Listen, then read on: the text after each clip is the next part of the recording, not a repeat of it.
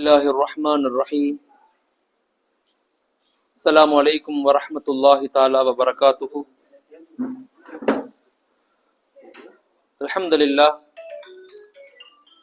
لله كفى والصلاة والسلام على سيدنا المصطفى أما بعد فقد قال الله تعالى في القرآن العظيم أعوذ بالله من الشيطان الرجيم بسم الله الرحمن الرحيم إن الله لا يغير ما بقوم حتى يغير ما بأنفسهم صدق الله العليم. وقال رسول الله صلى الله عليه وسلم إنما الأعمال بالنيات وإنما لكل امرئ ما نوى. புகழ் அனைத்தும் ஏக இறைவன் அல்லாஹ் ஒருவனுக்கே உரித்தாகட்டும். அவனுடைய அன்பும் சாந்தியும் சமாதானமும் உலகத்தில் உள்ள அனைத்து மக்களின் மீது உண்டாகட்டும். ஆமீன். கண்ணியத்திற்குரிய தாய்மார்கள் மற்றும் சகோதரிகளுக்கு அல்லாஹு தாலா நம்முடைய எண்ணங்களை, நம்முடைய செயல்களை, நம்முடைய அமல்களை, நம்முடைய தான தர்மங்களை அல்லாஹ் ஏற்றுக்கொள்ளணும், கபூல் செய்யணும். எல்லா நிலையிலும் அல்லாஹ்விற்காக, அல்லாஹுடைய ரசூலுக்காக வாழ்ந்து மறையக்கூடிய பாக்கியத்தை அல்லாஹ் எனக்கும் உங்களுக்கும் தரணும். இந்த உலகத்தில் வாழும் போது கண்மணி நாயகம் ஸல்லல்லாஹு அலைஹி வஸல்லம் அவர்களை கனவில் பார்க்கக்கூடிய பாக்கியத்தையும் அல்லாஹ் எனக்கும் உங்களுக்கும் தரணும். இந்த உலகத்தை விட்டு பிரியும் போது அஷ்ஹது அல்லாஹ் இலாஹ இல்லல்லாஹ் வ அஷ்ஹது அன்ன முஹம்மதன் அப்துஹு வ ரசூலுஹு என்ற திருக்கலிமாவோடு மரணிக்கக்கூடிய பாக்கியத்தையும் அல்லாஹ் நம் அனைவர்களுக்கும் தரணும். ஒரு சமுதாயத்தினுடைய வளர்ச்சியில எல்லா தரப்பு மக்களுக்குமே பொறுப்புகள் இருக்கு. எல்லா தரப்பு மக்களுக்குமே அந்த பொறுப்புகளை விளங்கி சில கடமைகளும் இருக்கு. எந்த சமூகம் அவரவர்களுடைய பொறுப்புகளை, கடமைகளை ரொம்ப ஆழமாக புரிஞ்சு சமூகத்துக்கு அவங்களால என்ன முடியுமோ அதை செயல்படுத்தக்கூடிய முயற்சிகளை செய்யும் போதுதான் சமூகம் வளர்ச்சி பெற்ற சமூகமாக மாறும். அதன் அடிப்படையில இஸ்லாமிய சமூகத்தினுடைய வளர்ச்சியில பெண்களுடைய பங்களிப்பு அப்படிங்கிறது இன்றியமையாதது, மிக முக்கியமானது. இன்னும் குறிப்பாக சொல்ல போனா ஆண்களுடைய பங்களிப்பு முக்கியத்துவத்தை விட பெண்களுடைய பங்களிப்பு முக்கியத்துவம் மிக முக்கியமானது, மிக அவசியமானது. ஏன்னா ஒரு தாயினுடைய மடிதான் ஒரு குழந்தையினுடைய முதல் பள்ளிக்கூடம். ஒரு ஜெனரேஷனை, அடுத்த சமுதாயத்தை உருவாக்கக்கூடிய மிகப்பெரிய பொறுப்பை பெண்கள் சுமந்து கொண்டிருக்கிறாங்க.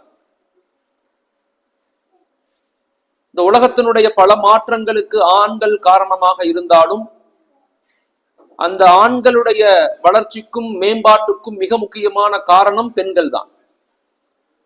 தாய்மார்கள் உங்களுடைய பங்களிப்பை, வருங்கால சமூகத்தை உருவாக்க வேண்டிய மிகப்பெரிய பொறுப்பை, கடமைய நீங்க ரொம்ப ஆழமாக தெளிவா புரிஞ்சு கொண்டீங்கன்னா வருங்காலத்துல உங்க வீடுகள்ல இருந்து, உங்க குடும்பங்கள்ல இருந்து, உங்க சமூகத்திலிருந்து இந்த உலகத்தை நிர்வகிக்கக்கூடிய மிகப்பெரிய ஆளுமைகளை உங்களால உருவாக்க முடியும். இந்த தீனை பாதுகாக்கக்கூடிய, ஷரியத்தை நிலைநாட்டக்கூடிய, இந்த குர்ஆனை உலகம் முழுக்க எடுத்துட்டு போகக்கூடிய மிகப்பெரிய ஆளுமைகளை உங்களால உருவாக்க முடியும். அது எங்கிருந்து அந்த மாற்றங்கள் ஏற்படணும்னா அது உங்களிடத்திலிருந்து தான் ஏற்படணும். தாய்மார்கள், சகோதரிகள், உங்களுடைய மாற்றம் தான் குடும்பங்களுடைய மாற்றம். பல குடும்பங்களுடைய மாற்றம் தான் மஹல்லாக்களுடைய மாற்றம். பல மஹல்லாக்களுடைய மாற்றம் தான் ஊரினுடைய, சமுதாயத்தினுடைய, நாட்டினுடைய மாற்றம். இப்ப எழுச்சி, உருவாக்கம் என்பது அது உங்களிடத்திலிருந்தும் உங்களுடைய வீடுகள்ல இருந்து தான் உருவாக்கப்படணும். என்னதான் இந்த உலகத்துல நாங்க வாழ்ந்தாலும் இந்த உலகத்தினுடைய அடிப்படை நோக்கம் என்பது நம்முடைய குழந்தைகளை, நம்ம ஜெனரேஷனை நம்ம எப்படி உருவாக்குறோம்.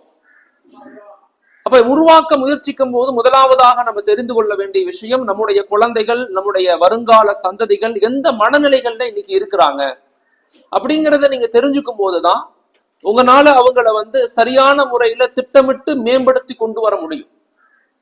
ஒரு விஷயத்த நீங்க ரொம்ப ஆழமா விளங்கிக்கணும்.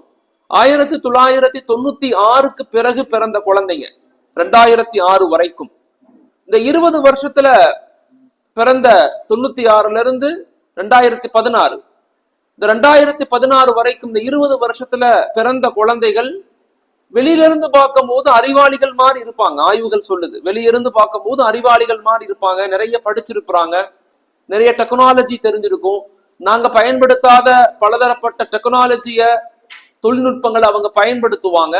ஆனா உண்மையை சொல்ல போனா அவங்க எல்லாம் உணர்வு சார்ந்து கோழைகளாக இருப்பாங்க.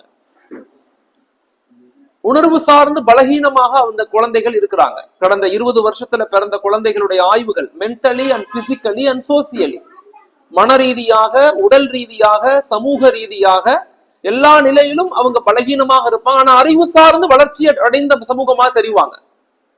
வளர்ச்சி அடைந்த சமூகமாக, அதான் 2K கிட்ஸ் சொல்லுவாங்க.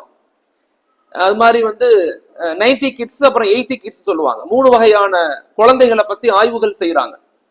அப்ப அதுல இந்த 2K கிட்ஸ் அப்படிங்கிற அந்த 2000க்கு பிறகு அந்த 2000 நூற்றாண்டுல பிறந்த 20ஆம் நூற்றாண்டுல 21ஆம் நூற்றாண்டுல பிறந்த குழந்தைகளுடைய மனநிலைகள் அவங்க வெளிப்படையாக அறிவு சார்ந்து இருப்பாங்க. ஆனா பலகீனமான உள்ளமுடையவங்களாக, சீக்கிரமே கோவப்படக்கூடியவங்களாக, ஸ்ட்ரெஸ் ஆகக்கூடியவங்களாக இருப்பாங்க. இப்படிப்பட்ட சமூகத்தை மெயின்டைன் பண்ண வேண்டிய பொறுப்பு நமக்கு இருக்குது. இஸ்லாம் எப்பயுமே பிரச்சனைகளை பேசுவதை விட தீர்வுகளை பேசக்கூடிய சமூகமாக இருக்குது. இஸ்லாமிய மார்க்கம், குர்ஆன், ஷரியத் என்பது அது பிரச்சனைகளுக்கு உட்பட்டதல்ல. அது முழுக்க முழுக்க தீர்வுக்காக கொடுக்கப்பட்ட விஷயம்தான் குர்ஆனும் ஷரியத்தும். அப்ப நாம அதை விளங்கி கொள்ளும் போது, அப்ப நம்முடைய சமுதாயத்தை புரிஞ்சுக்கிட்டா சரியான முறையில அவங்கள நம்மளால உருவாக்க முடியும். இங்க முடியாதது ஒண்ணு அல்ல, ஆனா எப்படி அதை செய்யணும் அப்படிங்கிறத நம்ம தெளிவுபடுத்தணும், அதை தெளிவா புரிஞ்சுக்கணும். அப்ப இது மாதிரி இது ஒரு பயான் நிகழ்வாக பெண்கள், தாய்மார்கள் நினைக்க கூடாது. இது ஒரு கருத்தியல் சார்ந்த மாற்றம். இப்ப நான் உங்களுடைய சிந்தனைகளை சிந்தனைகள்ல ஒரு சில சேஞ்சஸை நான் கொண்டு வர விரும்புறேன். நீங்க எப்படி சிந்திக்கிறீங்க, உங்களுடைய செயல்பாடுகள், உங்களுடைய அணுகுமுறைகள், குழந்தைகளை எப்படி நீங்க நடத்தணும், உங்களுடைய குழந்தைகளுடைய மனநிலை எப்படி இருக்கணும், உங்களுடைய மனநிலைகள் எப்படி இருக்கணும் அப்படிங்கிறத நீங்க கொஞ்சம் ஆழமாக அதை புரிஞ்சுக்கணும். அப்படி புரிஞ்சுக்கும் போது ஈஸியா உங்களால அவங்கள கையாள முடியும். ஓகே, முதலாவதாக குழந்தைகளுடைய உருவாக்கத்துல முதல் பகுதி அப்படிங்கிறது அவங்களுடைய மனநிலையை நீங்க அறிஞ்சுக்கணும். எல்லா குழந்தைகளும் ஒரே மாதிரி இருக்க மாட்டாங்க. குழந்தைகள் 4 வகையா பிரிவாங்க, 4 வகையாக இருப்பாங்க. முதல் வகை குழந்தைகள் இருப்பாங்க, நம்ம சொன்னோனே கேட்டுக்குவாங்க. இது ஒரு வகையான குழந்தைகள். நம்ம சொன்னோனே அவங்க அண்டர்ஸ்டாண்ட் பண்ணுவாங்க, புரிஞ்சுக்குவாங்க. பாப்பா அப்படி செய்யாத, தம்பி நம்ம இங்க போக கூடாது, நீ உட்காரு அப்படின்னா சொல்றதை மட்டும் கேட்டுக்குவாங்க, சொன்னோனே செயல்படுவாங்க. இது ஒரு சில குழந்தைகள். 2வது வகை குழந்தைகள் இருப்பாங்க, அவங்க ஒரு தடவை சொன்னா புரியாது, அவங்களுக்கு 10 தடவை 20 தடவை, சில நேரங்கள்ல 100 தடவை சொல்லணும். அப்பதான் அந்த குழந்தைகளுக்கு அது புரியும். ஒரு தடவை அதை செய்யாதுன்னு சொன்னா நிப்பாட்டாது அந்த குழந்தை, திரும்ப திரும்ப செஞ்சுக்கிட்டே இருக்கும். தொழுக போ அப்படின்னா உடனே தொழுக போயிடாது. அந்த குழந்தைகளுக்கு அடிக்கடி ஞாபகப்படுத்தணும், அதனாலதான் ஹதீசுகள்ல இருக்குது 7 வயதுக்கு மேல தொழுகையை ஞாபகப்படுத்துங்கன்னு சொல்லி. இப்ப அடிக்கடி சில விஷயங்களை குழந்தைகளுக்கு நம்ம ஞாபகப்படுத்தணும், திரும்ப திரும்ப சொல்லிக்கிட்டே இருக்கணும். நம்ம வெக்ஸ் ஆயிடக்கூடாது, சொன்னா கேட்க மாட்டாங்க அப்படிங்கிற மனநிலைக்கு வரக்கூடாது. உடனே அந்த குழந்தைங்க மாற மாட்டாங்க. 10 தடவை 15 தடவை 20 தடவை சொல்லும் போது அந்த குழந்தைகள்கிட்ட ஒரு சேஞ்ச் ஏற்படுறத நம்ம கண் முன்னாடி பார்க்க முடியும். இது 2வது வகை குழந்தைகள். 3வது வகை குழந்தைகள் இருப்பாங்க, நம்ம என்ன சொன்னாலும் அமைதியா தான் இருப்பாங்க. உங்களால அவங்கள அண்டர்ஸ்டாண்ட் பண்றது கொஞ்சம் கஷ்டம். அது சில நேரங்கள்ல அவங்க அதை புரிஞ்சுக்கிற மாதிரி தெரியும், சில நேரங்கள்ல அதை புரிஞ்சுக்காத மாதிரி தெரியும். நம்ம சொல்றதை கேட்கிற மாதிரியும் தெரியும், கேட்காத மாதிரியும் தெரியும். அந்த குழந்தைகள்கிட்ட நீங்க எப்படி நடந்துக்கணும், என்ன மாதிரி மனநிலைகள்ல அவங்ககிட்ட நடந்துக்கணும். சில 3வது வகை குழந்தைகள் அந்த சொல்லக்கூடிய விஷயங்களை அவங்க அண்டர்ஸ்டாண்ட் பண்றதே கொஞ்சம் கஷ்டமா இருக்கும். அப்படியும் சில குழந்தைகள் இருப்பாங்க. என்னப்பா இவ்வளவு சொல்லி தர்றேன், 1000 தடவை சொல்லிட்டேன், நீ திருந்த மாட்டேங்கிறியே, படிக்க மாட்டேங்கிறியே அப்படின்னு கேட்போம். அந்த குழந்தைங்களுக்கு நீங்க பேசுறது சில நேரங்கள்ல புரியாது. நீங்க எதுக்காக இதை சொல்றீங்க, சொல்வதனுடைய காரணம் என்ன அப்படிங்கிற பதில் கேள்வியும் அந்த குழந்தை உங்கள்கிட்ட கேட்காது. 4வது வகை குழந்தைகள் இருக்கும், அவங்கதான் ஆட்டிடியூட் காட்டுவாங்க, உங்களை முறைச்சு பார்ப்பாங்க, கோவப்படுவாங்க, அடம்பிடிப்பாங்க, திட்டுவாங்க, கத்துவாங்க, வீட்டுல உள்ள பொருளை தூக்கி போட்டு உடைப்பாங்க, அடம்பிடிச்சு ரோட்ல படுத்து கிடந்து கத்துவாங்க. இதெல்லாம் இருக்கத்தான் செய்யும். இந்த மாதிரி 4 வகையான குழந்தைகள் இருக்கிறாங்க. இப்ப இந்த 4 வகையான குழந்தைகளை நம்ம எப்படி சரி செய்ய போறோம், எப்படி மேம்படுத்த போறோம் அப்படிங்கிறத நம்ம புரிஞ்சுக்கணும். இது முதல் பகுதி. அடுத்து ஒன்று முக்கியமான ஒரு பகுதி, 2வது பகுதி என்னன்னா குழந்தைகளுடைய மனநிலையினுடைய 2வது பகுதி. இன்றைய காலகட்டத்துல குழந்தைகள் என்ன மாதிரி ப்ராப்ளத்துக்குள்ள இருக்கிறாங்கன்னு நீங்க தெரிஞ்சுக்கணும். என்ன மாதிரி ப்ராப்ளத்தை அவங்க எதிர்கொள்றாங்க, அவங்களுக்குள்ள அடிப்படை ப்ராப்ளம்ஸ் என்ன, எதனால அவங்க பாதிக்கப்படுறாங்க, எதனால அவங்க அடிக்ட் ஆகுறாங்க அப்படிங்கிறத நீங்க தெரிஞ்சுக்கணும். சோ ஒரு தாய் வந்து இத பெரிய படிச்சுதான் தெரிஞ்சுக்கணும்னு அவசியம் இல்லை. இதுக்கு பெரிய PhD படிக்கணும், டாக்டரேட் படிக்கணும், B.Ed படிக்கணும் அவசியம் இல்லை. பேசிக்கலி ஒரு தாய் வந்து சாதாரணமாக ஒரு குழந்தைய வளர்க்கக்கூடிய ஆற்றல் அல்லாஹ் கொடுத்திருக்கிறான். இப்ப எங்க அம்மா எல்லாம் வெறுமன 3வது தான் படிச்சிருக்கிறாங்க, எழுத படிக்க தெரியாது. ஆனா அவங்கள மாதிரி வீட்டை மேனேஜ் பண்றதுக்கு யாருக்குமே தெரியாது. அப்படி மேனேஜ் பண்ணுவாங்க. குறைந்த சம்பளம் இருக்கும் அத்தாட்ட, ஆனா குடும்பத்தை அற்புதமா மேனேஜ் பண்ணுவாங்க. பிள்ளைங்களை சரியா படிக்க வைக்கிறது, கணவரை சரியா வேலைக்கு அனுப்புறது, அதுக்கப்புறம் வந்து பள்ளிக்கூடத்துக்கு அனுப்புறது, டீச்சர்ட்ட வந்து அதிகமா பேசுறது. எங்க அம்மா எழுத படிக்க தெரியாது, ஆனா எங்க அம்மா வந்து உஸ்தாதிட்ட வந்து உஸ்தாபிட்ட அதிகமா பேசுவாங்க. என் பிள்ளை எப்படி படிக்கிறான், என்ன ஓதுறான், அவனை ஓதி காட்ட சொல்லுங்க, நீங்க பாத்தீங்களா, நான் செக் பண்ணேன், சரியா ஓதலை, இவ்வளவும் பேசுவாங்க வந்து உஸ்தாதிட்ட. அதே மாதிரி ஸ்கூல்ல வந்து டீச்சர்ட்ட பேசுவாங்க. நம்ம நினைப்போம் என்ன அதிகமா பேசுறாங்களே, இவ்வளவு கேள்வி கேட்கிறாங்களே அப்படின்னு நினைப்போம். ஆனா கேள்வி கேட்பாங்க. அந்த அறிவுங்கிறது இயற்கையிலேயே நம்ம கிட்ட இருக்கத்தான் செய்யும்.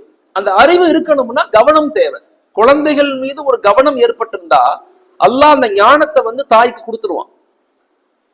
அந்த குழந்தையின் மீது கவனம் இல்ல, தன்னுடைய சுய சுதந்திரத்தின் மீது ஒரு தாய்க்கு கவனம் இருக்கு, நான் நல்லா இருக்கணும், ஜாலியா இருக்கணும், என்ஜாய் பண்ணணும், டிவி பார்க்கணும், நாடகம் பார்க்கணும், வெளியே போகணும், மேக்கப் பண்ணணும், இப்படின்னு ஒரு சிந்தனை ஒரு பெண்ணுக்கு வந்துருச்சா, குழந்தையினுடைய கவனம் இல்லைன்னா அந்த குழந்தை சரிவர உருவாக்க முடியாது.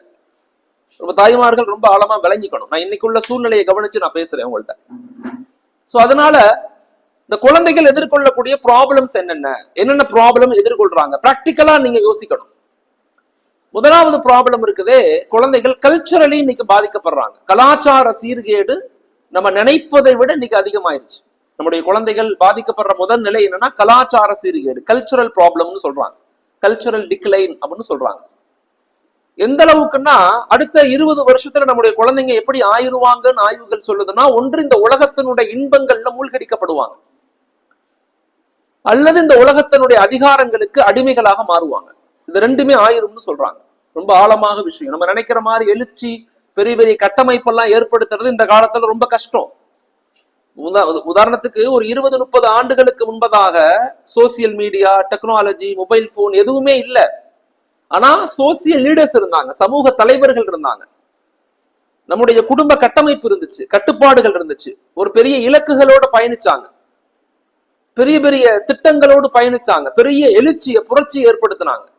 ஆனா இன்னைக்கு எல்லாமே இருக்குது, டெக்னாலஜி இருக்கு, சோசியல் மீடியா இருக்குது, ஒரு விஷயத்த இன்னைக்கு பேசி நாளைக்கு போய் சேர்க்க முடியும். ஆனா நம்மனால ஒரு பெரிய எழுச்சி ஏற்படுத்த முடியுதானா? முடியல. ஏன்? எல்லாரும் சுகபோகத்துல மூழ்கிட்டாங்க. இங்க யாரும் யாரை பத்தியும் கவலை கிடையாது. மனிதனுக்கு தன் குடும்பத்துல உள்ள மக்களை பத்தியும் கவலை இல்லை. இன்னைக்கு தன் பெத்தெடுத்த பிள்ளைய பத்தியும் கவலை இல்லை, கட்டின மனைவியை பத்தியும் கவலை இல்லை, மனைவிக்கு கணவனை பத்தி கவலை இல்லை. இங்க எல்லா நிலையிலும் தனி மனித சுதந்திரத்தை நோக்கி நகர்த்தப்படுறோம். இது நானும் நீங்களும் மட்டும் இல்ல. இப்பயே எப்படின்னா அடுத்த 20-30 வருஷம் கழிச்சு நம்முடைய மனநிலை எப்படி இருக்கும்? அப்ப நம்முடைய வருங்கால சந்ததிகள் கல்ச்சரலி அவங்க பாதிக்கப்படுறாங்க. எப்படி பாதிக்கப்படுறாங்க? அவங்க பாக்குற படங்களை பாருங்க, அவங்க பாக்குற நாடகங்கள், நெட்ஃபிளிக்ஸ், பிரேம், வெப் சீரியஸ், அவங்க விளையாடுற கேம்ஸ், மொபைல்ஸ், சோசியல் மீடியா, எல்லாத்துலயும் பார்த்தா மிஸ்இன்ஃபர்மேஷன், வைலன்ஸ், மோசமான வலைதளங்கள், அசிங்கமான படங்கள். மனிதனுடைய கைகள்ல இன்னைக்கு ஷைத்தான் விலங்கு போடல, மனிதனுடைய மூளைகள்லையும் மனிதனுடைய கல்புகள்லையும் எல்லாம் ஷைத்தான் விலங்கு போட்டுக்கிட்டு இருக்கான், மனசுல விலங்கு போட்டான். மென்டலி நம்ம எல்லாரும் பாதிக்கப்படுறோம். ரொம்ப முக்கியமான ஒரு பகுதி. நம்முடைய வருங்கால சந்ததிகளை ஈமானோடு வாழ்ந்து ஈமானோடு மௌத்தாக செய்யணும் அப்படின்னு சொன்னா, அவங்கள வலிமையான ஈமான கொண்டு போய் சேர்க்கணும்னா முதலாவதாக அவங்க எதிர்கொள்ளக்கூடிய ப்ராப்ளம்ஸ் என்னன்னு நம்ம தெரிஞ்சுக்கணும். எல்லா நிலையிலையுமே நம்முடைய வருங்கால சந்ததிகள் இந்த கல்ச்சர் ரீதியாக பாதிக்கப்படுறாங்க. அவங்க போற ட்ரெஸ், அவங்க முடி வெட்டுற ஸ்டைல், அவங்க போடுற ஆடைகள், அவங்க போடுற செருப்புகள், காதுல தோடு, பெண்கள் லிப்ஸ்டிக், இதெல்லாம் ரொம்ப சர்வசாதாரணமாயிருச்சு. ஷைத்தான் எந்த அளவுக்கு இதை ஆக்கிட்டானா, தவறுகளை பரவாயில்ல இது எல்லாரும் பண்றது நானும் பண்றேன் அப்படிங்கிற ஒரு மனநிலையை கொண்டு போய் சேர்த்துட்டான். யாராவது ஏதாவது சொன்னாங்கன்னா இது செய்யாதீங்க தப்புன்னு சொன்னா, யார் செய்யல இந்த உலகத்துல, எல்லாரும் தான் செய்யறாங்க அப்படிங்கிற மனநிலைய கொண்டு வந்துட்டான். இப்ப எல்லாருமே, நாட் ஓன்லி ஃபார் குழந்தைகளை மட்டும் நான் சொல்லல, இன்னைக்கு உள்ள வாலிபர்கள், பெரியவங்க, இன்னைக்கு வந்து வயோதிக மக்கள், யாராக இருந்தாலும் இந்த கல்ச்சரலி பாதிக்கப்படுறாங்க. இப்ப இருக்கக்கூடிய மக்களே பாதிக்கப்படுறாங்கன்னா அடுத்த 20-30 வருஷம் கழிச்சு நம்முடைய குழந்தைகளுடைய மனநிலை எப்படி இருக்குன்னு யோசிச்சு பாருங்க. இப்ப கல்ச்சரலி அவங்க பாதிக்கப்படுறாங்க, முதல் நிலை. ரெண்டாவது அவங்க எப்படி பாதிக்கப்படுறாங்கன்னா அகலாக் ரீதியாக ஒழுக்கம் சார்ந்து பாதிக்கப்படுறாங்க. ஒழுக்கம் சார்ந்து பாதிக்கப்படுறாங்க. அவங்களுடைய நடை, உடை, பாவனை, பார்வை, பேச்சு, பழக்க வழக்கங்கள், நண்பர்கள் எல்லா இடத்திலையுமே ஒழுக்க சீர்கேடு இன்னைக்கு அதிகரிக்குது. அந்த ஒழுக்க சீர்கேடு அதிகரிக்கும் போது அவங்கனால உண்மையை புரிந்து கொள்ளக்கூடிய வாய்ப்புகள் கிடைக்காம போயிடும். அல்லாஹ் பாதுகாக்கணும். நம்ம குழந்தைகளை ரொம்ப கேர்ஃபுல்லா வளர்க்கணும். தவறு செய்யக்கூடிய, பாவங்கள்ல மூழ்கக்கூடிய சமுதாயமாக நம்ம மாறிட்டோம்னா நமக்கு ஹிதாயத் கிடைக்கிறதும் நிஅமத் கிடைக்கிறதும் கஷ்டமா போயிடும். அல்லாஹ் பாதுகாக்கணும். அதனால இரண்டாவதாக நம்முடைய குழந்தைகள் எதிர்கொள்ளக்கூடிய பிரச்சனை ஒழுக்கம் சார்ந்த பிரச்சனை, ஒழுக்க சீர்கேடு. எந்த அளவுக்கு ஆய்வுகள் சொல்லுதுன்னா, கல்லூரியில படிக்கக்கூடிய மாணவர்களை விட பள்ளிக்கூடங்கள்ல படிக்கக்கூடிய மாணவர்கள் தான் ஒழுக்க சீர்கேட்டுல அதிகமா பாதிக்கப்படுறாங்கன்னு சொல்லப்படுது. சமீபத்துல கடந்த 6-7 மாசத்துல தமிழகத்துல மட்டும் 100க்கும் மேற்பட்ட குழந்தைகள் தற்கொலை பண்ணிருக்கிறாங்க. தற்கொலை காரணம் என்ன? அம்மா முடிவெட்ட சொன்னாங்க, அப்பா போனை புடுங்கிட்டாரு அப்படின்னு ஜங்குன்னு மாநில இருந்து கூச்சிடுறாங்க. எல்லா நிலையிலையுமே அவங்க ஒரு கட்டுப்பாடான வாழ்க்கைக்குள்ள பயணிக்கிறது கஷ்டப்படுறாங்க. தவறுகள் செய்து அதுல இருந்து விடுபட முடியாம கஷ்டப்படுறாங்க. இப்ப அந்த குழந்தைகளை ரொம்ப கேர்ஃபுல்லா நம்ம வளர்க்கணும். மூணாவது பகுதி நம்முடைய குழந்தைகள் எதிர்கொள்ளக்கூடிய மூணாவது பிரச்சனைங்கிறது அணுகுமுறை சார்ந்த பிரச்சனை. யாராட்ட எப்படி பேசணும்? இந்த நாடுங்கிறது பலதரப்பட்ட மதங்களை, பல நம்பிக்கைகளை, பல கோட்பாடுகளை, பல விதிமுறைகளை கொண்ட நாடு. இது உலகத்திலேயே பெரிய ஜனநாயக நாடு. இந்த நாடு இந்தியா உலகத்திலேயே பெரிய அரசியல் அமைப்பு கொண்ட நாடு. கான்ஸ்டியூஷன் பெரிய கான்ஸ்டியூஷன் கொண்ட நாடு. இந்த நாட்டுல வாழும்போது மக்களோடு, மாற்று சகோதர மக்களோடு எப்படி பழகணும், எப்படி உறவு கொள்ளணும், அவங்களோட சேர்ந்து எப்படி பயணிக்கணும் அப்படிங்கிறத நம்ம கத்துக் கொடுக்கணும். ஒரு நிறுவனத்துல, ஒரு பள்ளிக்கூடங்கள்ல, நான் பல பள்ளிக்கூடங்கள், பல கல்லூரிகளுக்கு போறேன். ஒரு பயான், ஒரு நிகழ்வு, ஒரு ஸ்பீச் ஒண்ணு கொடுத்த பிறகு நான் சில கொஸ்டின்ஸ் கேட்கிறேன் அவங்கள்ட்ட. எல்லா பள்ளிக்கூடங்கள், மாற்று சகோதர மக்கள், தொப்புள் குடி உறவு பள்ளிக்கூடங்கள்லாம் பேசும்போது, கேட்கும் போது அவங்க அவ்வளவு கேள்வி கேட்கிறாங்க, அவ்வளவு உள்வாங்குறாங்க. ஆனா நம்முடைய பள்ளிக்கூடங்கள், நம்முடைய காலேஜுகள்ல போய் பேசினா வாயே திறக்க மாட்டேங்கிறான். ஆம்பளை பிள்ளையும் சரி, பொம்பளை பிள்ளையும் சரி, வாய் திறந்து ஒண்ணு பேச மாட்டேங்கிறாங்க, கேட்க மாட்டேங்கிறாங்க. எதனால இப்படி பாதிக்கப்படுறாங்க?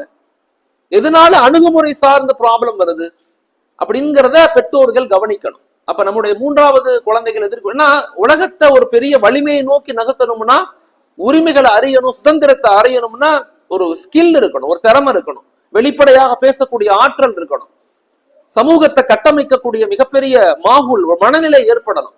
ஆனா நம்முடைய சமுதாய குழந்தைகளுக்கு அது மிக குறைவாக இருக்குன்னு நான் ஃபீல் பண்றேன். அதனால அணுகுமுறை சார்ந்த பயிற்சிகள் கொடுக்கணும்.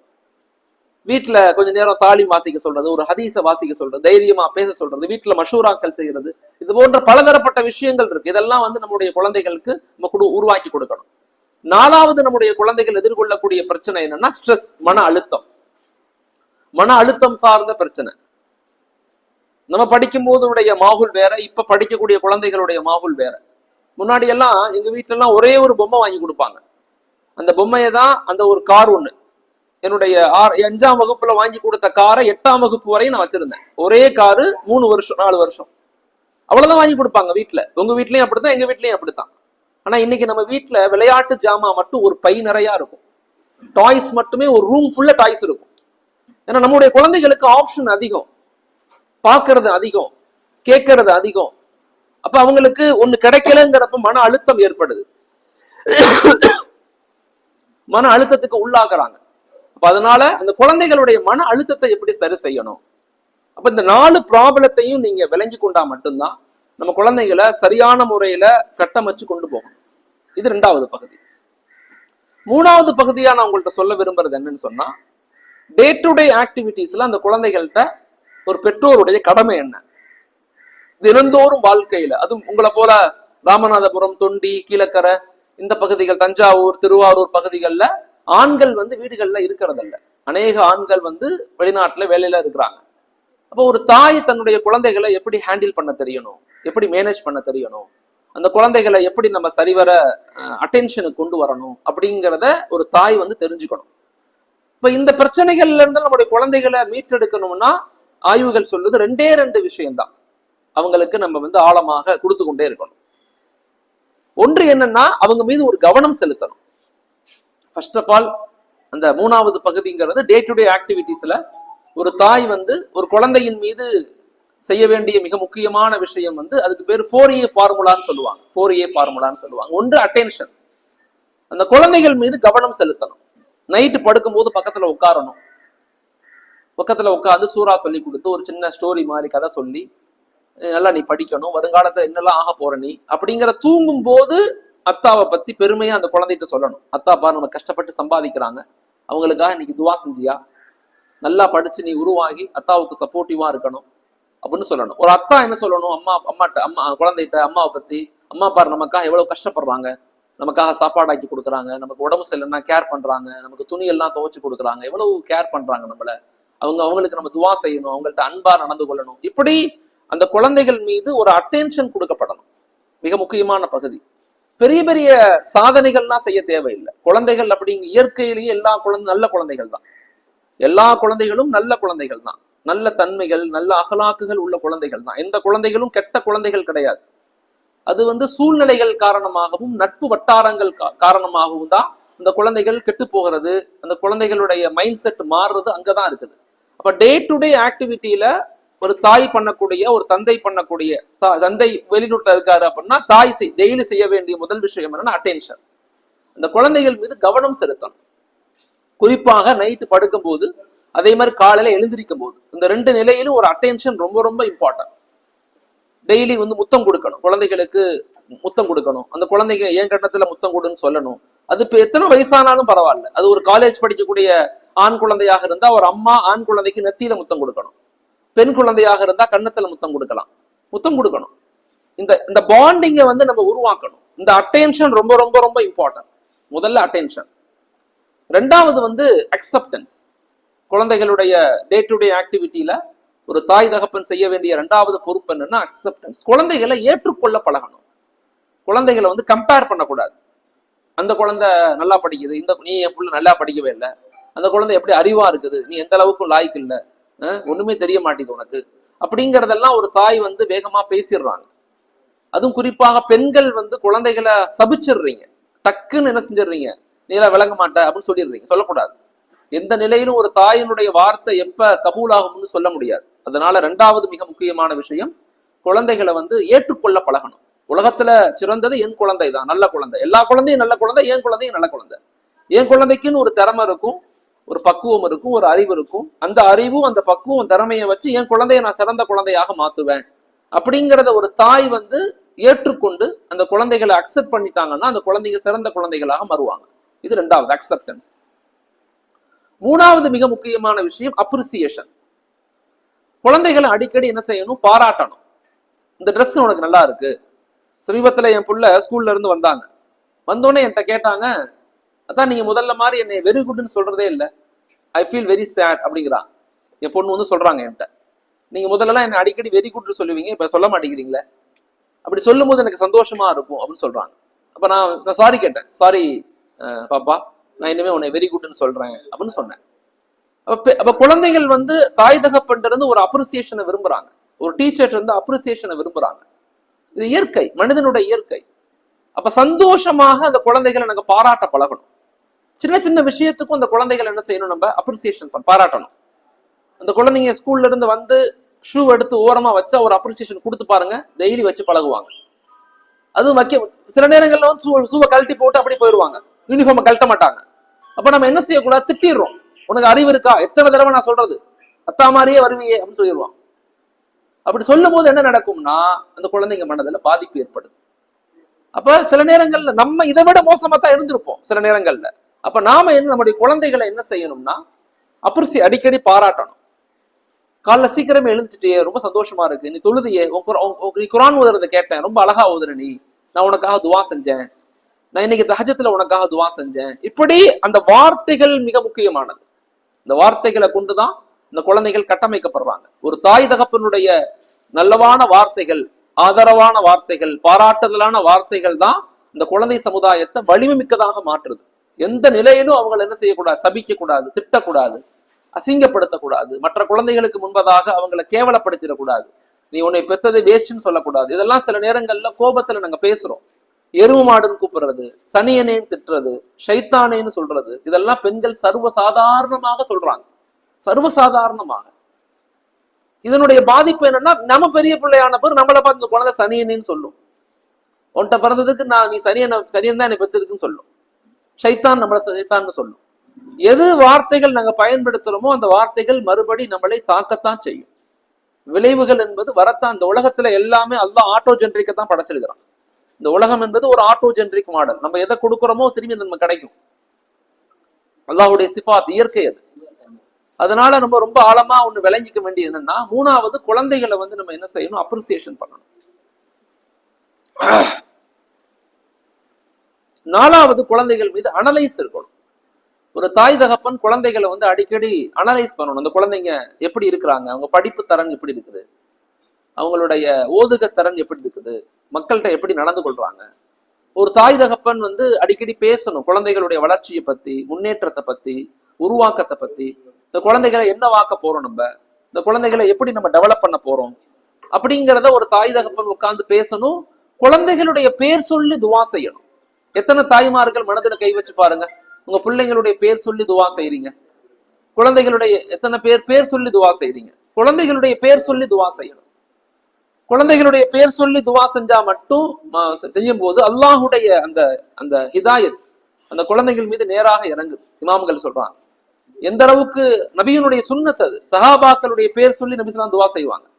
அது ஒரு பெரிய சுன்னத்தான முறை ஆக்சுவலா. அதனால நம்முடைய குழந்தைகளுடைய பேர் சொல்லி நம்ம துவா செய்யறது ரொம்ப முக்கியம். இப்ப இந்த மனநிலைகள்ல நம்மளுடைய குழந்தைகளை கவனிக்கும் போது, அவங்களுக்கு டே டு டே ஆக்டிவிட்டியில நம்ம நேரம் கொடுக்கும் போது, இந்த கல்ச்சரலி ப்ராப்ளம், அகலாக்குடைய ப்ராப்ளம், அந்த குழந்தைகளுடைய அணுகுமுறை ப்ராப்ளம், இதெல்லாம் உங்களால அனலைஸ் பண்ண முடியும். அந்த குழந்தைங்க ஏதாவது மன அழுத்தத்துல இருக்காங்க, இப்ப ஸ்கூல்ல ஏதாவது டீச்சர் திட்டாங்க, ஓகே திட்டாங்க, இல்ல கூட இருக்கிற பிள்ளைங்க கொஞ்சம் அவங்கள மிஸ்யூஸ் பண்ணிட்டாங்க, டீஸ் பண்ணிட்டாங்க அப்படின்னா, ஒரு ஒரு குறிப்பா பெண் இன்னைக்கு 12 வயசுக்கு மேற்பட்ட குழந்தைகள் அதை சொல்ல மாட்டாங்க நம்மள்ட்ட வீட்டுல, அதை மறைக்க நினைப்பாங்க. ஒரு எது தவறு நடந்தா கூட அதை மறைக்க நினைப்பாங்க. ஆனா எப்ப நாம அந்த குழந்தைகளோடு நெருக்கமாக அட்டென்ஷன் கொடுக்குறோமோ, பக்கத்துல உட்காடுறோம், தோல்ல கை போடுறோம், கண்ணத்துல முத்தம் கொடுக்குறோம், அப்படிங்கிறப்ப அந்த குழந்தைகள் நம்மள்ட்ட எதையும் மறைக்க மாட்டாங்க, எல்லாத்தையும் ஷேர் பண்ணணும்னு நினைப்பாங்க. நம்ம குழந்தைகள்கிட்ட சொல்லணும், நம்ம எதையும் நீ என்கிட்ட மறக்க வேணாம், நீ என்ன நடந்தாலும் என்கிட்ட சொல்லு, அத்தாவும் நானும் அல்லாஹு தாலா எங்களை உன்னைய எங்களுக்கு அமானிதமா கொடுத்துருக்கிறான், உன்னை பாதுகாத்து உன்னை சரிவர வளர்த்து உன்னை பெரிய நபராக ஆக்குறது எங்களுடைய கடமை. அப்படிங்கிற அந்த தொடர்பை சரியா நம்ம ஏற்படுத்தணும். அந்த வார்த்தைகளை சரியா நம்ம குழந்தைகள்கிட்ட பேசணும். நம்ம நினைக்கிறோம் நம்ம பேசும்போது குழந்தைகளுக்கு புரியாது. இல்ல, எல்லாம் புரியும். நீங்க என்ன சொன்னாலும் குழந்தைகளுக்கு புரியும். ஆனா திரும்ப சொல்ல தெரியாது. ஆனா எல்லாத்தையும் அப்சர்வ் பண்ணுவாங்க. அந்த குழந்தைங்க அப்சர்வ் பண்ணுவாங்க. அதனால அந்த பிரச்சனைகள்ல இருந்து மீட்டெடுக்கணும்னா இந்த 4 டே டு டே ஆக்டிவிட்டிஸ் உங்களுக்கு தெரியணும். இது தெரிஞ்சிருந்தா போதும். இதுக்கு பெரிய PhD படிச்சு பெரிய டாக்டருக்கு நீங்க குழந்தைகள் பத்தி படிக்கணும்னு அவசியம் இல்லை. இந்த ஒரு வகுப்பை நீங்க ரொம்ப ஆழமா புரிஞ்சு ஒவ்வொரு இடத்துலையும் நீங்க அப்ளை பண்ண ஆரம்பிச்சுட்டாவே உங்களுக்குள்ள ஒரு மாற்றம் ஏற்படும். குழந்தைய பார்க்கும்போது சிரித்த முகமா பாக்குறது, கத்தி பேசாம குழந்தைகள்கிட்ட மெதுவா பேசுறது, சேட்டை பண்ணுவாதான் செய்யதான் செய்வாங்க. சில நேரங்கள்ல கண்டுகொள்ளாம விடுறது, அடமுடிக்கும் போது பார்த்தும் பார்க்காம போயிடணும். கத்தி அடமுடிக்கும் போது குழந்தைகளுடைய சைக்காலஜி என்ன, குழந்தைங்க கத்தி அடமுடிச்சு ஒரு தடவை பழகிட்டா அந்த குழந்தைகளுக்கு தெரிஞ்சிடும், ஆஹா கத்துனா சரி அல்ஹம்துலில்லாஹ். இப்ப நம்ம முதல் பகுதியாக சில முக்கியமான ப்ராப்ளம்ஸ் என்ன, அதுக்கு நம்ம என்ன செய்யணும் அப்படிங்கிறதெல்லாம் பேசணும். இப்ப நம்ம குழந்தைகளை எந்தெந்த ஸ்டேஜ்ல எப்படி எப்படி வளர்க்கணும் அப்படின்னு தெரிஞ்சுக்கணும். குழந்தைகள் மொத்தம் 4 ஸ்டேஜ்ல இருப்பாங்க. வளர்ச்சி குழந்தைகளுடைய வளர்ப்புல 4 விதமான ஸ்டேஜ் இருக்கும். ஒவ்வொரு ஸ்டேஜ்லையும் ஒரு மனநிலை, ஒரு பண்புகள், ஒரு விதமான மனோபக்குவங்கள் குழந்தைகளுக்கு இருக்கும். குழந்தையினுடைய 6 மாசத்துல இருந்து ஒரு குழந்தையினுடைய 6 வயசு வரைக்கும் அந்த குழந்தைகள் அவங்கள வளர்க்கும் போது அது பாசிட்டிவ் ரோல் மாடல்ல வளர்க்கணும். அப்படின்னா என்னன்னா, இந்த குழந்தைகளுக்கு முன்மாதிரியான ஒரு தாய் தகப்பனாக, முன்மாதிரியான தாத்தா பாட்டி வீட்டுல இருக்கணும். அந்த முன்மாதிரியை கொண்டுதான் அந்த குழந்தை சரியான முறையில வளர்ச்சி பாதையில போகும். குழந்தையினுடைய வளர்ச்சி அப்படிங்கிறது 6 மாசத்துல இருந்தே உண்டாயிரும். குழந்தை பிறந்து 6 மாசத்துக்கு பிறகு குழந்தைகளுடைய மூளையினுடைய நியூரான்ஸ் சொல்லுவாங்க. நியூரான்ஸ், மனிதனுடைய மூளையில நியூரான்ஸ் இருக்கு. நியூரான்ஸ்னா விளக்கறிகிற மாதிரி, லைட் எறிகிற மாதிரி பிளிங்க் பிளிங்க் அப்படி எரிஞ்சுட்டே இருக்கும். இது ஒரு குழந்தைக்கு 95% எப்ப வேலை செய்யும்னா குழந்தையினுடைய 6 வயசுக்குள்ளதான் வேலை செய்யும். அதனாலதான் தமிழ் இலக்கியங்கள் சொல்லும் 5ல் விளையாதது 50ல் விளையாது அப்படின்னு சொல்லுவாங்க. அப்படின்னா அந்த 6 வயசுக்குள்ள நீங்க என்ன கற்றுக் கொடுக்குறீங்களோ, அந்த குழந்தை என்ன பாக்குதோ, என்ன பேசுறத கேக்குதோ, என்ன பக்குவப்படுதோ, அந்த பக்குவ மனநிலை தான் அதனுடைய கடைசி காலம் வரைக்கும் இருக்கும். அப்ப அந்த 6 மாசத்துல இருந்து அந்த 6 வயசு வரைக்கும் குழந்தைகள் வளர்க்கும் போது வீட்டில் இருக்கக்கூடிய பொதுமக்கள், வீட்டில் இருக்கக்கூடிய குடும்பத்தார்கள் அது பாசிட்டிவ் ரோல் மாடல், முன்மாதிரியான ஒரு வாழ்க்கையை அந்த குழந்தைகள் முன்னாடி வாழணும். அந்த குழந்தைகளுக்கு முன்னாடி சண்டை போடுறது, கடினமான வார்த்தைகளை பேசுறது, அசிங்கமான வார்த்தைகளை பேசுறது, வீடுகள்ல ரொம்ப நேரம் டிவி பாக்குறது, இரவு 10 மணிக்கு மேல 11, 12 மணி வரைக்கும் முழிச்சிருக்கிறது, இப்படி கலாச்சார மாற்றங்கள் அந்த குழந்தைகளுடைய பார்வைகள்ல பட வாழ்க்கையில பட அதுக்கப்புறம் உங்களால அந்த குழந்தைகளை மாற்ற முடியாது. திடீர்னு எல்லாம் ஒரு மாற்றம் ஏற்படாது.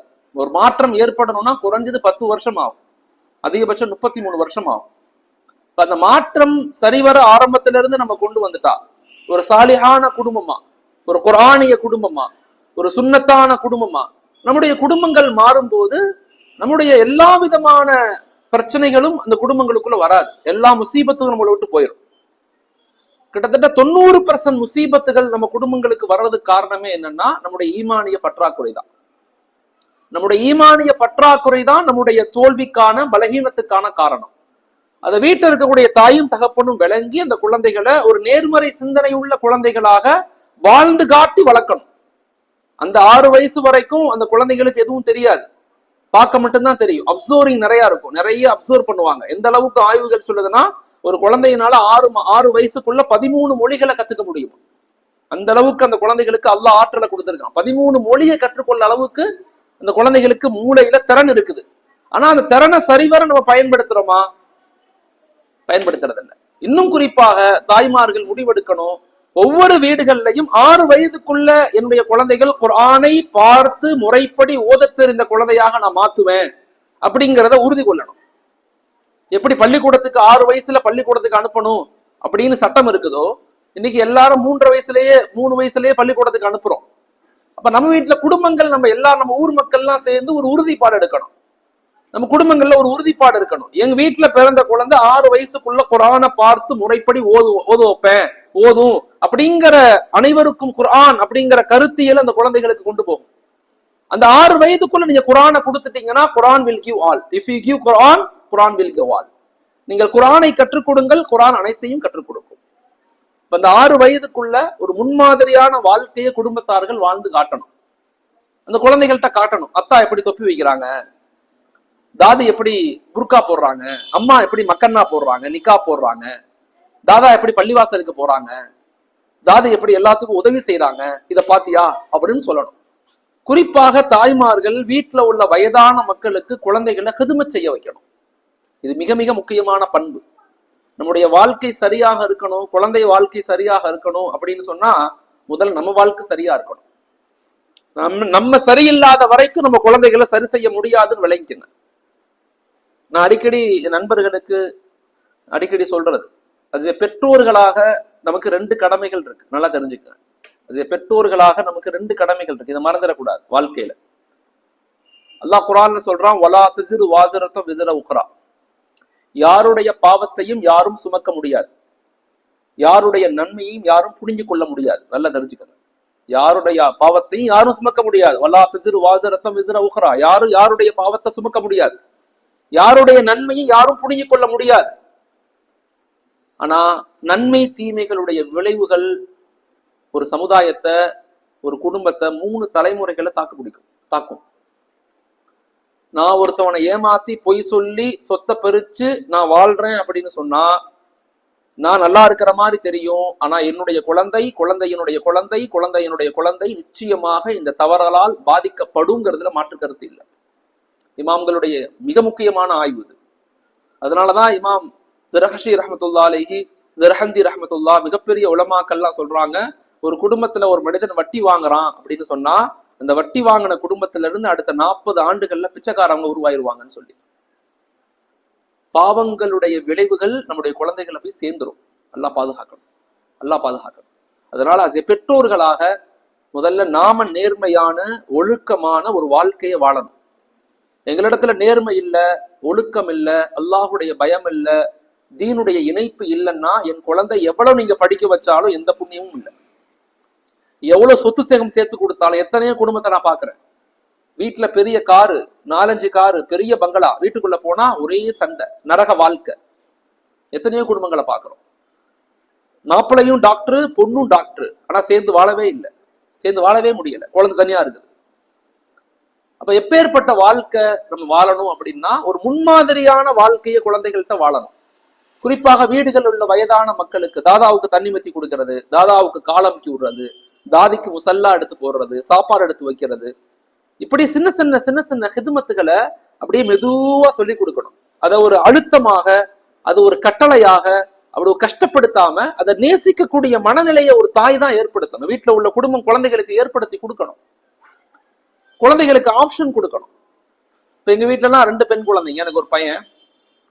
யார் கடைக்கு போறீங்க அப்படின்னா யாரும் போக மாட்டாங்க பால் வாங்குறதுக்கு பக்கத்துல போய். நான் என் மனைவிக்கு சொல்லி கொடுத்துருக்கேன், ஆப்ஷன் கொடுத்து கேளு. அப்ப உடனே கேட்பாங்க, யாரு கடைக்கு போறீங்க, யார் துணி காய போடுறீங்க. உடனே ஒரு குழந்தை, நான் கடைக்கு போறேன், நான் துணி காய போடுறேன். ஆப்ஷன் கொடுத்தா குழந்தைங்க தானா உள்ள வருவாங்க. எப்பயுமே அந்த அந்த பக்கு இது அழுத்தத்தின் மூலமாக, சண்டையின் மூலமாக, அசிங்கத்தின் மூலமாக செயல்படுத்த முடியாது. இதை முன்மாதிரியாக ஒரு வீட்டுல அத்தா சொன்னா அம்மா அப்படியா சரிங்க அப்படின்னு கேட்டு பழகனா, அம்மா சொன்னா குழந்தைங்க கேட்பாங்க. அதே மாதிரி மனைவி சொல்லும் போது கணவர் அப்படியாப்பா நான் பாத்துக்கலாம்ப்பா அப்படின்னு சொன்னா, ஆஹா எங்க அம்மாவை எங்க அத்தா மதிக்கிறாரு அப்படிங்கிற எண்ணம் குழந்தைகளுக்கு ஏற்படும். ஒரு பெண்ணை எப்படி பார்க்கணும் அப்படிங்கிறத குழந்தைகளுக்கு ஒரு பெண் சொல்லி கொடுக்கணும். இதெல்லாம் மிக முக்கியமான பகுதி இன்னைக்கு வாழ்க்கையில. சமூக மாற்றம்னா எப்படி ஏற்படும்? எல்லாரும் இன்னைக்கு நோம்பு வச்சு நாளைக்கு கத்தமுல் குர்ஆன் ஓதி நாளை கழிச்சு சமூக மாற்றம் ஏற்படுமானா ஏற்படாது. ஒரு சமூக மாற்றம் ஏற்படணும்னா எல்லாரும் சேர்ந்து முயற்சி செய்யணும். எல்லாத்தினுடைய பங்களிப்பு ரொம்ப தேவை இருக்கு. அதனால குழந்தை பிறந்து 6 வயசுல இருந்து 6 மாதத்திலிருந்து 6 வயசு வரைக்கும் ஒரு பெற்றோர்கள் வீட்டுல உள்ளவங்க முன்மாதிரியான வாழ்க்கையை முதல்ல நாம வாழ்ந்து காட்டணும். இது முதல் நிலை. 2வது மிக முக்கியமான விஷயம், 7வது வயதிலிருந்து 12வது வயதுக்குள்ள குழந்தைகளை அஸ் எ மாஸ்டராக நினைச்சு நம்ம வளர்க்கணும். அஸ் எ மாஸ்டர்னா கண்காணிப்பாளராக இருக்கணும். அந்த குழந்தைங்க எங்க போறாங்க, யார்கிட்ட பேசுறாங்க, யாரோட பழகுறாங்க, நண்பர்கள் யாரு, ஆசிரியர்கள் யாரு, உஸ்தாதுகள் யாரு, நண்பர்களுடைய வீடுகள் எங்க இருக்கு, அவன் பேக்ல என்ன வச்சிருக்கிறாங்க, என்னென்ன பேக்ல வச்சிருக்காங்க செக் பண்ணணும். நீங்க பார்க்கணும். என் குழந்தை நல்ல புள்ளதான், என் புள்ள நல்ல புள்ளதான் நினைச்சுக்கிட்டே இருப்போம். புள்ள தவறு செஞ்சு வந்த பிறகுதான் ஆஹா இப்படி ஆயிருச்சேன்னு உட்காந்து அழுவோம். அப்ப குழந்தைகளை சந்தேகப்படக்கூடாது, ஆனா குழந்தைகளை கண்காணிக்கணும். குழந்தைகளை வளர விடக்கூடாது, குழந்தைகளை வளர்க்கணும். மெதுமெதுவா குழந்தைகளை வளர்க்கணும். இந்த கண்காணிப்பின் மூலமா தான் குழந்தைகளை வளர்க்கணும். ஏன்னா 12 வயதுக்குள்ள குழந்தைகளுக்கு அத்தா அம்மாவை பார்த்தா ஒரு கண்ணியம் நிறைந்த ஒரு பயம் இருக்கும், அன்பு கலந்த ஒரு பயம் இருக்கும். ஆனா அது 13வது வயதுக்கு வந்த பிறகு அந்த குழந்தைகளுக்கு டீனேஜ் 13 அப்படிங்கிறது டீனேஜுக்கு வந்த பிறகு சுய சுதந்திரம், சுய ஆசை, தனிமை அப்படிங்கிற ஒரு விதமான இயற்கை மாற்றங்கள் குழந்தைகள்கிட்ட ஏற்படும். அது ஆண்களும் சரி பெண்களும் சரி ஏற்படத்தான் செய்யும். அப்ப அந்த 12 வயதுக்குள்ள குழந்தைகளோடு நல்ல பாண்டிங்கை ஏற்படுத்துங்கன்னு சொல்றாங்க ஆய்வுகள்ல. நல்ல பாண்டிங்கை ஏற்படுத்துங்க.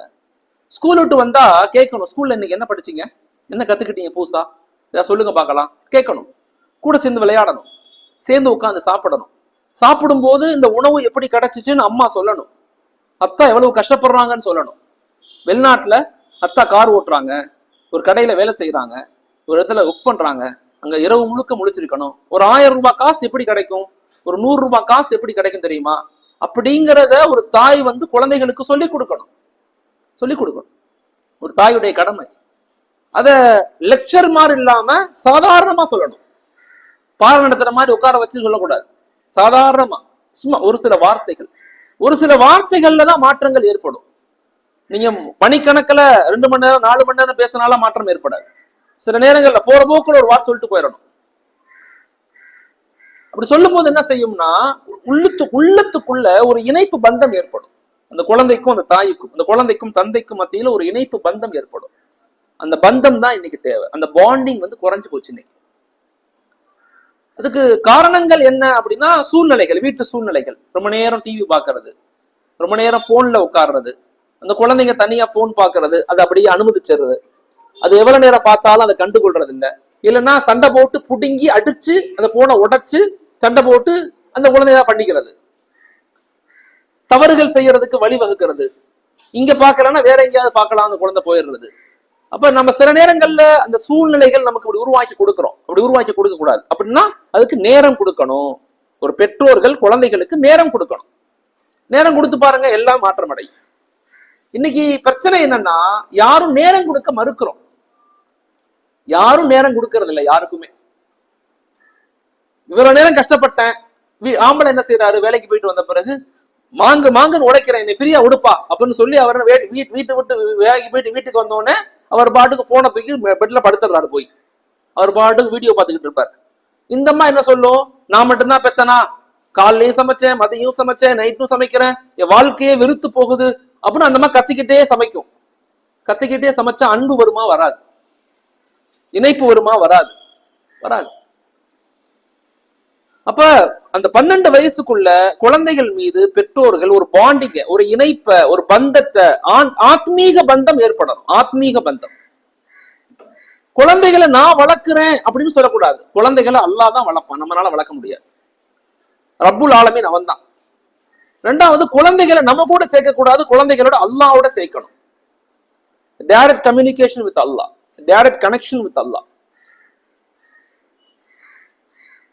அப்படி கேட்க கேட்க அல்லாஹ்ட்ட துவா செஞ்சியா, இன்னைக்கு தொழுதுட்டு என்ன துவா செஞ்சேன், எனக்காக என்ன துவா செஞ்சேன், நான் உனக்காக துவா செஞ்சேன் அப்படிங்கிற இந்த வார்த்தைகள் ஒரு கிரிஞ்சா தெரியும், ஒரு வித்தியாசமா தெரியும். வித்தியாசம் இல்லை, இதுதான் வாழ்க்கையினுடைய முறை. கூட உட்கார்ந்து சாப்பிடும் போது அம்மா பிள்ளைக்கு பரிமாறணும், சுப்ரா விரிச்சு சாப்பிடணும். சுப்ராவை சாப்பிடும் போது என்ன சொல்லணும் சொல்லுங்க பார்க்கலாம். அல்லாஹ் இந்த உணவை எப்படி கொடுத்துருக்கான்? விவசாயம்னா என்னன்னு தெரியுமா? இந்த அரிசி எல்லாம் எப்படி வந்துச்சு தெரியுமா? இந்த காய்கறிகள் எல்லாம் எப்படி வந்துச்சு தெரியுமா?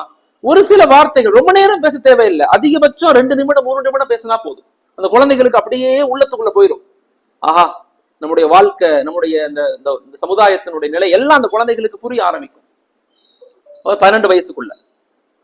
அப்ப நல்ல ஒரு கண்காணிப்பாளர் பேகை செக் பண்ணணும். பேக்ல என்ன வச்சிருக்கீங்கன்னு செக் பண்ணணும். பேக்ல தான், ஸ்கூல் பேக்ல தான் நிறைய மோசமான விளைவுகள் இருக்குது. அதை அடிக்கடி ஒரு பெற்றோர்கள் எடுத்து பார்க்கணும் என்ன வச்சிருக்கேன்னு சொல்லி.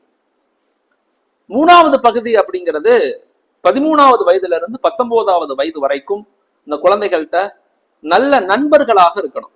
பெற்றோர்களான நண்பர்கள் மிக முக்கியம். அந்த குழந்தைகள் நம்முடைய அமானிதம்.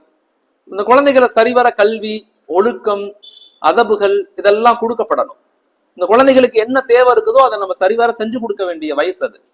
அந்த குழந்தைகள்கிட்ட அடிக்கடி சொல்லணும், லைஃப்ல நீ என்னவாக விரும்புற? டாக்டராக விரும்புறியா, நீ கலெக்டராக விரும்புறியா, முஃப்தியாக விரும்புறியா, ஹாஃபிஸாக விரும்புறியா, what you want to become, நீ என்னவாக விரும்புற? நான் உங்களுக்கு ஹெல்ப் பண்றோம், நானும் அத்தாவும் அதுக்கு தான் இருக்கிறோம். வாழ்க்கையில பயப்படாத, இந்த உலகத்தை பார்த்து பயப்படாத, இந்த உலகத்தினுடைய அதிகாரங்களுக்கு பயப்படாது, இந்த உலகத்தினுடைய இன்பங்கள்ல மூழ்கிறாத.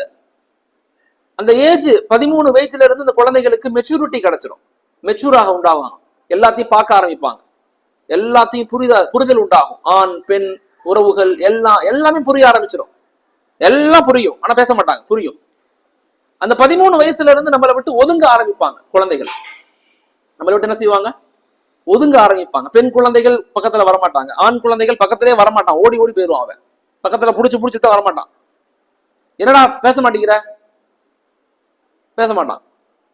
இன்னும் சொல்ல போனா குழந்தைகளை வாங்க போங்கன்னு பேசலாம், இல்ல பேர் சொல்லி கூப்பிடலாம். சில நேரங்கள்ல அவனை அசிங்கமா திட்டிடக்கூடாது. அந்த ஏஜ் வந்த பிறகு டிக்னிட்டி வந்துடும் குழந்தைகளுக்கு, சுயமரியாதை ஏற்படும். குழந்தைகளுக்கு சுயமரியாதை ஏற்படும் போது ஒரு பெற்றோருடைய அந்த கண்காணிப்பு, பெற்றோருடைய அணுகுமுறை ரொம்ப முக்கியமானது. அந்த ஏஜ ஞாபகப்படுத்த ஆரம்பிக்கும். பிற்காலத்துல அவன் பெரிய பிள்ளை ஆன பிறகு, நீங்க வயதான பிறகு நீ இப்படி எல்லாம் என்ன செஞ்ச அப்படின்னு ஞாபகம் அந்த குழந்தைகளுக்கு உண்டாயிரும். முக்கியமான பகுதி இதெல்லாம், உளவியல் ரீதியான மிக முக்கியமான பகுதி. அந்த 13வது வயதுல இருந்து 19வது வயது வரைக்கும் நல்ல ஒரு அமானிதமாக அந்த குழந்தைகளை நாங்க உருவாக்கணும். நல்ல கேஷுவலா பேசணும், வீடுகள்ல மஷூரா செய்யணும், சுறுக்க போனா பக்கத்துல உட்காரணும், தோல் மேல கை போடணும், சேர்ந்து விளையாடணும், சைக்கிள்ல பயணிக்கணும், வண்டியில போகணும். இதெல்லாம் செய்யும் போது இதெல்லாம் எப்படின்னா உணர்ந்து செய்யணும். இங்க என்னன்னா செய்யறோம், ஆனா ஏன் செய்யறோம்னே தெரியாது, எதுக்கு இதை செய்யறோம்னே தெரியாது.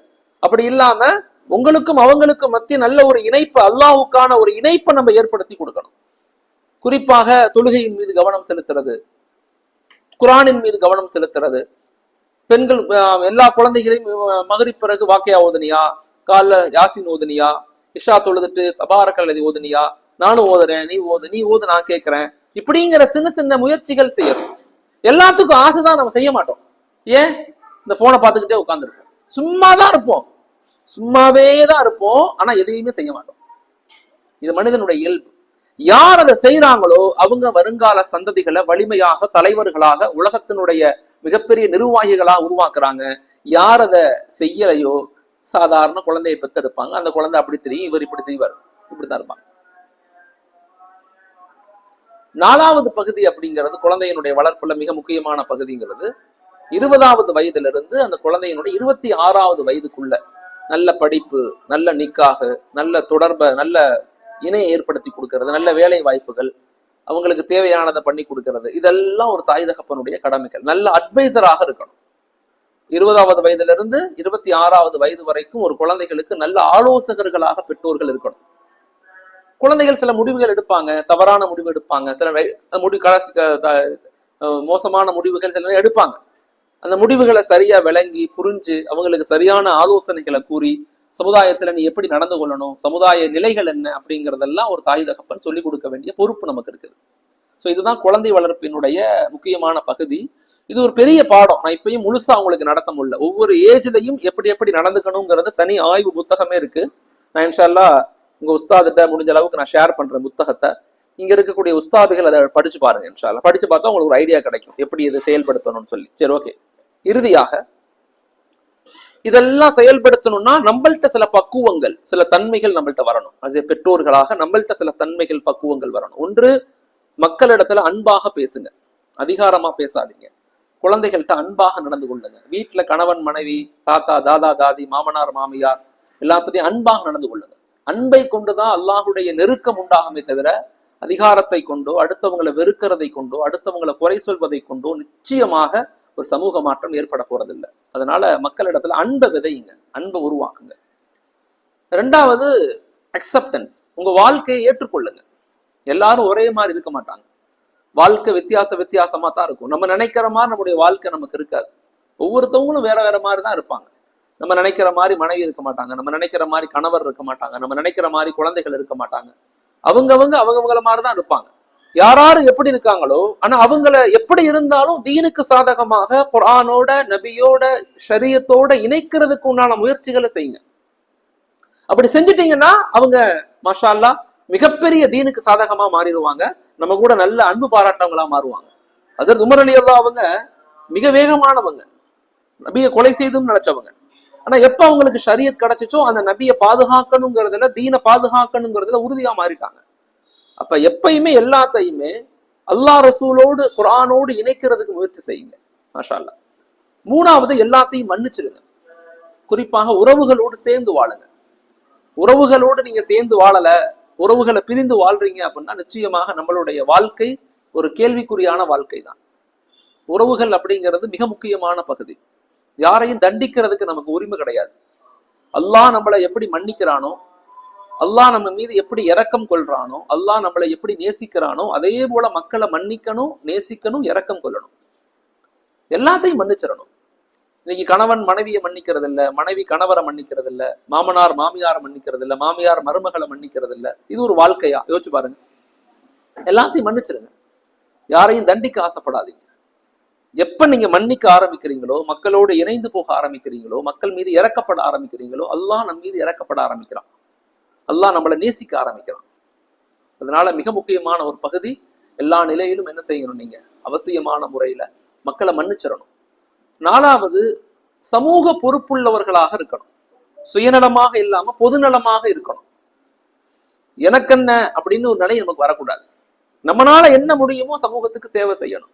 பக்கத்து வீட்டுக்காரவங்களுக்கு சாப்பாட்டுக்கு வழி இல்லை, சாப்பாடு கொடுக்கணும். நிக்காக வைக்கிறாங்க, உதவி செய்யணும்.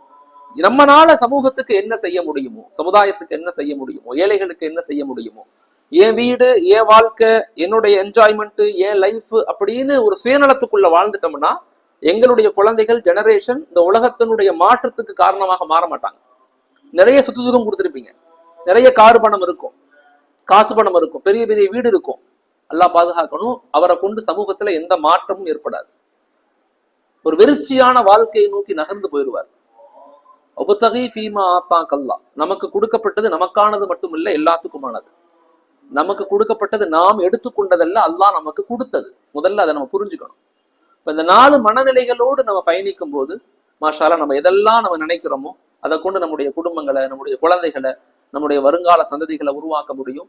அல்லாஹு தாலா நம்ம எல்லாத்தினுடைய எண்ணங்களை, செயல்களை கபூல் செய்யணும். அல்லாஹ் நம்மளை எல்லாத்தையும் பாதுகாக்கணும். நீண்ட ஆயுள், நோய் நொடி இல்லாத வாழ்க்கையை கொடுக்கணும்.